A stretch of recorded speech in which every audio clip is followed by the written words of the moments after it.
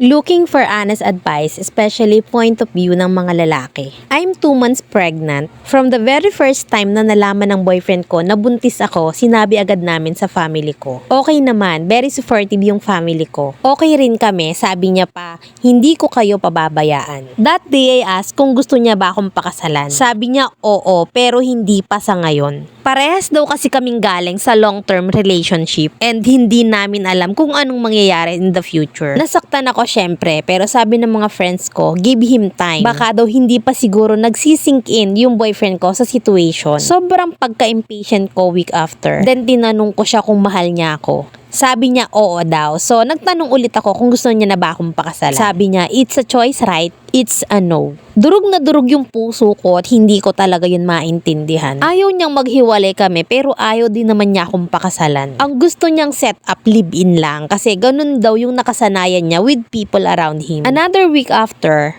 I asked him again. Sabi ko, make up his mind. Kung hindi niya ako kayang pakasalan, maghiwalay na lang kami ngayon pa lang. Kasi ayoko ng false promises. Sabi niya, ngayon pa lang ang bilis ko na daw siyang iwan. Hindi ko daw talaga siya mahal. Sagot ko sa kanya, I'm carrying your child. For a man, what could be heavier than that? At the end sabi niya, papakasalan niya ako. Gusto daw niya ng magandang wedding kasi deserve niya yon at minsan lang yon mangyayari. Sabi ko, pwede namang family and close friends lang. 50 persons or less, ganun lang sana karami. Yung simple lang talaga. Sabi niya, it's not enough. Dapat 100k budget ganun. By the way, pares kaming may work at pares kaming professional, earning 25k to 30k monthly. Hanggang sa naputol na doon yung usapan namin. Siguro nga napilitan lang siya and na-pressure nung sinabi niya yung mga yon. And now it's been weeks. And hindi ko na rin ino-open ulit sa kanya yung topic na yon. Pero parang wala din talaga siyang balak pag-usapan. For now, everyone in my side family and friends alam na pregnant ako and all are excited. Lalong-lalo na yung parents ko, excited na rin talaga silang magkaapo sa akin. Samantalang tong boyfriend ko, grade school friends lang niya yung nakakaalam. Not even his family. Tinatanong ko kung kailan niya sasabihin sa nanay niya pero wala siyang sagot. Ano ba yung dapat kong gawin, Mami Len? Naguguluhan na kasi ako. Ayoko kasi ng ganito lang talaga kami. Papayag na lang ba ako na ganito kami? Or hiwalayan ko na lang siya for good?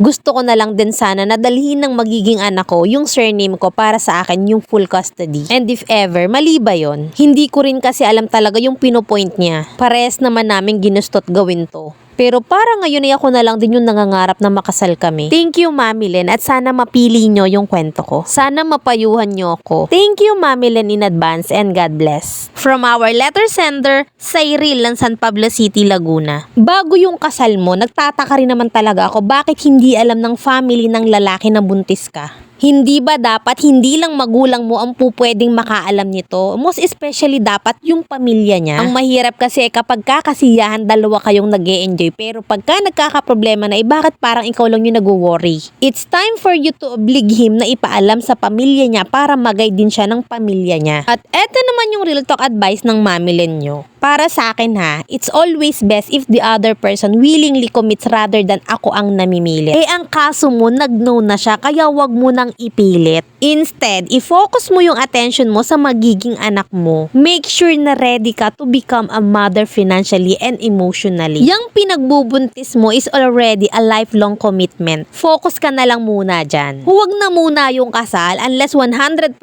willingly offer ni boyfriend. Alam yun ng lalaki sa sarili niya kung time na ba for him to propose to his girl for marriage. Ikaw lang ang namimilit, baka hindi kasi maging maganda yung outcome niyan. There is always a right time for everything. Your baby is the fruit of love and sad to say, it's not enough reason for the guy to marry you.